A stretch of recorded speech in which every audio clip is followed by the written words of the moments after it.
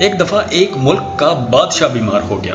جب بادشاہ نے دیکھا کہ اس کے بچنے کی کوئی امید نہیں ہے تو اس نے اپنے ملک کی رعایا میں ایک اعلان کروا دیا کہ وہ اپنی بادشاہت اس کے نام کرے گا جو اس کے مرنے کے بعد اس کی جگہ ایک رات قبر میں گزارے گا۔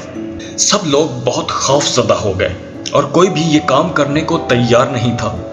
اسی دوران ایک کمہار نے ساری زندگی کچھ جمع نہیں کیا تھا، اس کے پاس سوائے ایک گدھے کے کچھ نہیں تھا۔ اس نے سوچا اگر وہ ایسا کر لے تو وہ بادشاہ بن سکتا ہے، اور حساب کتاب میں کیا جواب دینا پڑے گا، اس کے پاس تھا ہی کیا، ایک گدھا اور بس۔ سو اس نے اعلان کر دیا کہ وہ ایک رات بادشاہ کی جگہ قبر میں گزارے گا۔ بادشاہ کے مرنے کے بعد لوگوں نے بادشاہ کی قبر تیار کی اور وعدے کے مطابق کمہار خوشی خوشی اس کی قبر میں جا کر لیٹ گیا اور لوگوں نے قبر کو بند کر دیا۔ کچھ وقت گزرنے کے بعد فرشتے آئے، اس کو کہا اٹھو اپنا حساب دو۔ اس نے کہا بھائی صاحب حساب کس چیز کا، میرے پاس تو ساری زندگی تھا ہی کچھ نہیں سوائے ایک گدھے کے۔ فرشتے اس کا جواب سن کر جانے لگے، پھر ایک دم رکے اور بولے ذرا اس کا نامہ اعمال تو کھول کر دیکھیں اس میں ہے کیا۔ بس پھر کیا تھا، سب سے پہلے انہوں نے پوچھا ہاں بھائی فلاں فلاں دن تم نے گدھے کو ایک وقت کے لیے بھوکا رکھا تھا؟ اس نے جواب دیا ہاں جی۔ فوری طور پر حکم ہوا کہ اس کو 100 درے مارے جائیں۔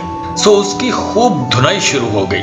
اس کے بعد فرشتوں نے سوال کیا اچھا یہ بتاؤ فلاں فلاں دن تم نے زیادہ وزن لاد کر اس کو مارا تھا؟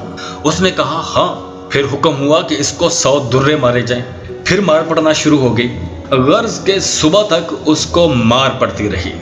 صبح جب لوگ اکٹھے ہوئے اور قبر کشائی کی تاکہ اپنے نئے بادشاہ کا استقبال کر سکیں، جیسے انہوں نے قبر کھولی تو اس کمہار نے باہر نکل کر دوڑ لگا دی اور لوگوں نے پوچھا بادشاہ سلامت کدھر جا رہے ہیں؟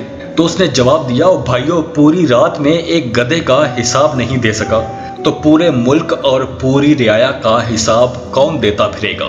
یہ کہانی تو فرضی تھی، لیکن کبھی سوچا ہے کہ ہم نے بھی حساب دینا ہے اور پتہ نہیں کس کس چیز کا حساب دینا ہے جو شاید ہمیں یاد بھی نہیں۔ سوچیں۔